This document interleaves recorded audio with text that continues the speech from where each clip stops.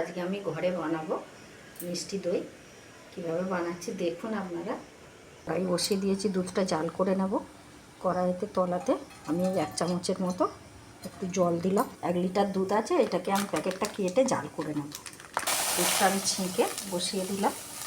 দুধটা জাল হোক, এইভাবে নাড়তে হবে। যখন দুধটা দেবেন তলায় একটুখানি সামান্য জল দেবেন, নইলে ওই যে ছেঁক করে আওয়াজ হয়, শব্দটা হয় আর তলায় ধরে যেতে পারে। ওই জন্য অল্প একটু 1 চামচের মতো জল দিয়ে দেবো। 4টে এলাচ আমি থেতো করে নেব। এবার আমি এলাচটা দিয়ে দিলাম, ভালো করে জাল করে নেব। এটা 1 কেজি দুধ আছে, খুব একদম লাল করবো না, 700 গ্রামের মতো করে নেব। দুধটাকে ঘন করে নিতে হবে, কিন্তু একদম বসা মানে একদম লাল করলে হবে না। 1 কেজি দুধকে 700 গ্রাম করতে হবে। আমার জাল হয়ে গেছে, আমি নামিয়ে নেব। এবার অন্য একটা বাটিতে আমি 1 হাতা তুলে রাখবো, বেশি তুলে রাখলাম। এটা আমি নামিয়ে রাখলাম। এবার আমি চিনিটাকে গুলবো। প্যানের মধ্যে আমি অল্প একটু জল দেব। এটা আমি দিয়ে দিচ্ছি। আপনারা যেমন চিনি মিষ্টি খাবেন সেই অনুযায়ী দেবেন, একটু চেখে দেখে নেবেন। আমি এতে 6 চামচের মতো চিনি দিয়েছি। একটু চিনিটা লাল গুলে লাল লাল হলে তবে আমি এই দুধটা দেবো, ক্যারামেলটা হয়ে যায়। এটা একটু এইভাবে ফেটিয়ে নিতে হবে যাতে শর্টটা না পড়ে যায়। এইভাবে হাতা দিয়ে একটা ঠান্ডা করে নেব। আমি যে দুধটা তুলে রেখেছিলাম এর মধ্যে আমি দিয়ে দিলাম, নামিয়ে নেব। ঢেলে নিলাম বাটিতে। এবার এই চিনির ক্যারামেলটা আমি এতে দিয়ে দেব, দিয়ে ভালো করে এইভাবে ফুটিয়ে নেব। কিছুটা দই নেব, মিষ্টি দই। নতুন প্রথমে দই পাতাতে গেলে বন্ধুরা একটু দই লাগে, তারপরে পরে বসাতে গেলে এই দই দিয়েই বসানো হয়ে যায়। ভালো করে এইভাবে গুলে নেব। কতটা একদম মিহি মতো হয়ে গেছে।